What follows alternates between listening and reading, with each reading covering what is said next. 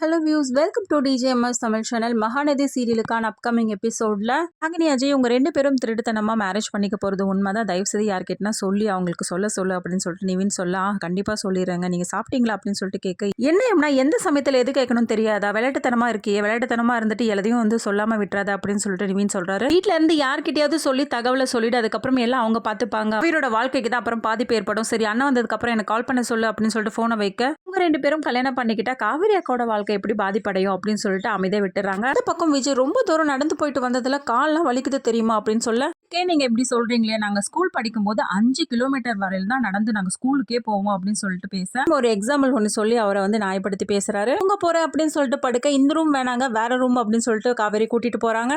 பார்த்தா விஜய் சூப்பரா இருக்கே அப்படின்னு சொல்லிட்டு சொல்ல, ஆமாங்க நாங்க ஒரு காலத்துல ஹோம் ஸ்டே பண்ணிட்டு இருந்தோம், தான் போயிட்டு இருந்தேங்க. ஆனா அந்த பசுபதி தான் எல்லாத்தையும் கெடுத்துட்டா போல. இந்நேரம் நான் இந்த ஹோம் ஸ்டேவை ரன் பண்ணியிருந்தா இந்நேரம் நான் ரெஸ்டாரண்ட்டுக்கே ஓனரா இருந்திருப்பேன் தெரியுமா அப்படின்னு சொல்லிட்டு பேசுறத பார்த்து விஜய் சிரிக்க ஆரம்பிக்கிறாரு. கடைசி எங்க அப்பா இந்த ரூம்ல இருந்து தான் உயிரை விட்டாருன்னு சொல்லிட்டு ரொம்பவே ஃபீல் பண்ணி சொல்றதை கேட்ட விஜய், ஐயோ இந்த ரூம்ல நான் இந்த ரூம்ல படுக்க மாட்டேன்பா அப்படின்னு சொல்லிட்டு பயப்பட, ஒன்னும் பயப்படாதீங்க, எங்க அப்பா ஒன்னும் பண்ண மாட்டாரு அப்படின்னு சொல்லிட்டு காவிரின்னு சொல்ல, ஒன்னும் பண்ண மாட்டாருன்னா ஆனா நான் பண்ண தப்புக்கு என்ன தண்டிச்சுட்டாருன்னா நீங்க என்ன தப்பு பண்ணீங்க, நான் வேற இப்போ தானே கல்யாணம் பண்ணிக்கிட்டேன் அப்படின்னு சொல்லிட்டு சொல்ல, ஓ அதுவா, அதை பத்தி நீங்க யோசிக்காதீங்க, அது நானா சம்மதிச்சு தானே இது பண்ணேன், நானா தானே காசு வாங்கி உங்ககிட்ட இது பண்ணேன் அப்படின்னு சொல்றாங்க.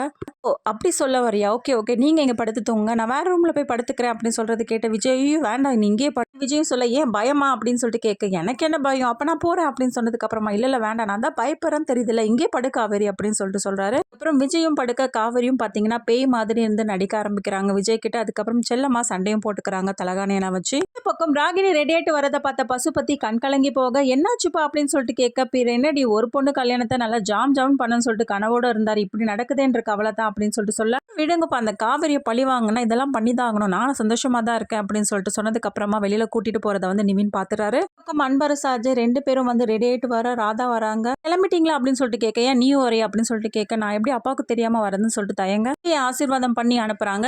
1 மணி நேரத்துல பொண்ணும் மாப்பிளையும் வருவாங்க, ஆரத்தி கரைச்சு ரெடியாவே அப்படின்னு சொல்லிட்டு கிளம்புறோம். யமுனாக்கு கால் பண்ண நிவின், என்னாச்சு எல்லாம் சொல்லிட்டியா அப்படின்னு சொல்லிட்டு கேட்க, எல்லாம் சொல்லியாச்சுங்க, வீட்லயே ரொம்ப பிரச்சனை ஆயிடுச்சு, அவங்க 2 பேரும் நிக்க வச்சு பயங்கரமா கேள்வி கேட்கிறாரு, அவங்க வெளியில வரதுக்கு சான்ஸே இல்லைங்க அப்படின்னு சொல்றாங்க.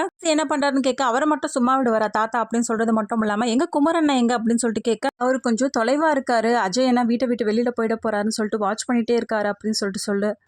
அவரோட ஃபோன் ஏன் ரீச் ஆகலை அப்படின்னு சொல்லிட்டு கேட்க, இல்லை அவர் கடையில் கொடுத்துருக்காரு ஃபோனை அப்படின்னு சொல்லிட்டு, சரி வந்ததுக்கு அப்புறமா எனக்கு கால் பண்ண சொல்லு அப்படின்னு சொல்லிட்டு நீவினும் வைக்கிறாரு. அன்பரசு அஜய் 2 பேரும் காரில் கிளம்பி போகிறத பார்த்த யமுனா, நான் பண்ணுறது சரியா தவறா தெரியலையே, விட இப்போதைக்கு ராகினிக்கு கல்யாணம் நடக்கணும் கண்டிப்பாக, அப்போ தான் நமக்கு நிவின் கிடைப்பாரு அப்படின்னு சொல்லிட்டு யோசிக்கிறாங்க. பக்கம் ராகினி ரெடி ஆகிட்டு கோவிலுக்கு வந்துடுறாங்க. எல்லா ஏற்பாடுகளும் பண்ணி வெயிட் பண்ணிட்டு இருக்காங்க. இந்த பக்கம் நிவின் எல்லாத்தையும் வாட்ச் பண்ணிட்டு இருக்காரு.